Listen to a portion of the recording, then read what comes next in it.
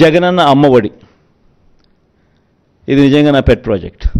అంటే అన్నీ ఎవడు ఊహించిన ప్రాజెక్టులు, అన్నీ నా పెట్ ప్రాజెక్ట్స్. కానీ అన్నీ నా ప్రజల కష్టాల నుంచి, వాళ్ళ కష్టాలను చూసి వాటిని మంచి బాగుపరచాలి, వాళ్ళ బ్రతుకులను తాపత్రయం నుంచి బయటకు వచ్చిన ప్రతి స్కీము.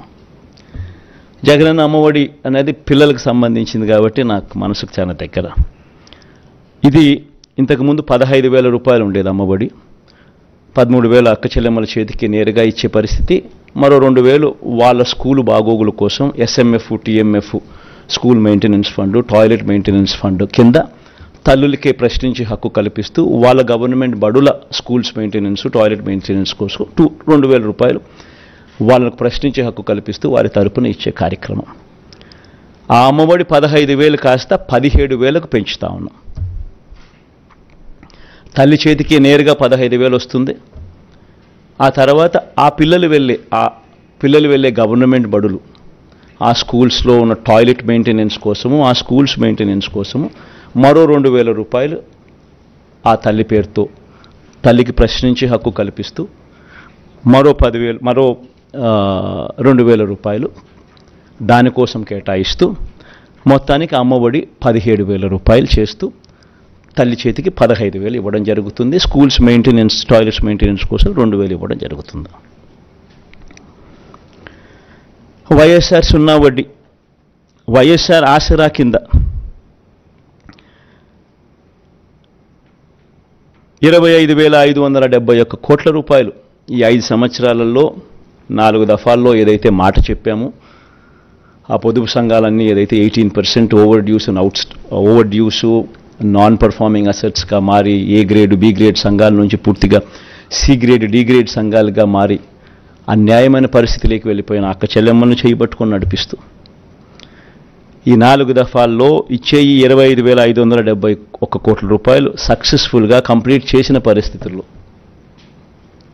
ఆ అక్క చెల్లెమ్మలకు మరింత ప్రోత్సాహం ఇస్తూ 3 లక్షల దాకా రుణాల మీద సున్నా వడ్డీ ఇచ్చే కార్యక్రమం మరో 5 సంవత్సరాలు కూడా కొనసాగుతుంది.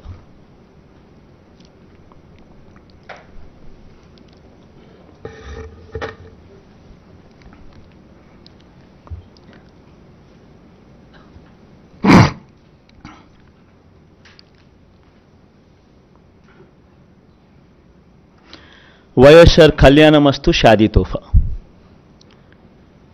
ఇది కూడా ఈ 5 సంవత్సరాలు కూడా మళ్ళీ కొనసాగుతుంది. ఇంతకుముందు చెప్పినట్టుగానే చదువులను ప్రోత్సహిస్తూ 10వ తరగతి ఉత్తీర్ణత తప్పనిసరి. ఏదైనా కూడా ప్రతి పథకంలోనూ కూడా ఒక రీజన్ ఉండాలా, ఒక లాజిక్ ఉండాలా. అమ్మఒడి ఉంది, 75% అటెండెన్స్ కంపల్సరీ. ఇప్పుడు కూడా జరుగుతూ ఉంది, యాజ్ ఇట్ ఈస్ ఇప్పుడు కంటిన్యూ అవుతూ ఉంది. సిమిలర్లీ కళ్యాణమస్తు షాదీ తోఫా ఇప్పుడు కూడా కంటిన్యూ అవుతూ ఉంది.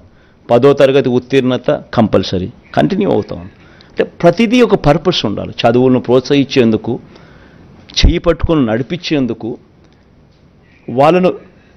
వాళ్ళ జీవితాలలో వాళ్ళని ఎదిగేందుకు ఉపయోగపడే ప్రతి పథకము, ప్రతి స్కీము ఉండాలి. పేదలందరికీ ఇళ్ల పట్టాలు, అర్హులయ్యుండి ఇప్పటికే 31 లక్షల అక్క చెల్లెమ్మలకు ఇళ్ల పట్టాలు ఇవ్వడం జరిగింది. అందులో 22 లక్షల ఇళ్ళు కడతా ఉన్నాం. ఇప్పటికీ అందులో 9.2 లక్షల ఇళ్ళు పూర్తి కూడా అయిపోయాయి. మిగతాటి వేగంగా పనులు జరుగుతూ ఉన్నాయి.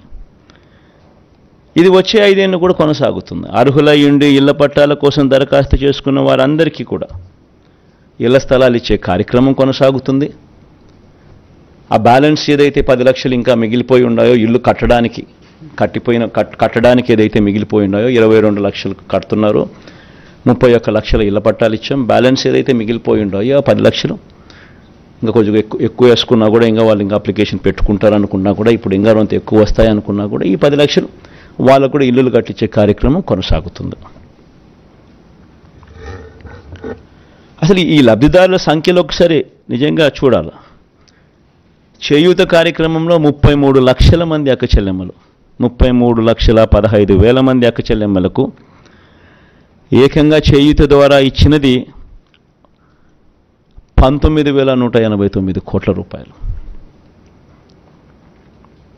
కాపు నేస్తం ద్వారా ఏకంగా 4,63,000 మంది అక్క చెల్లెమ్మలకు, కాపు నేస్తం ద్వారా ఇచ్చింది 2,030 కోట్లు.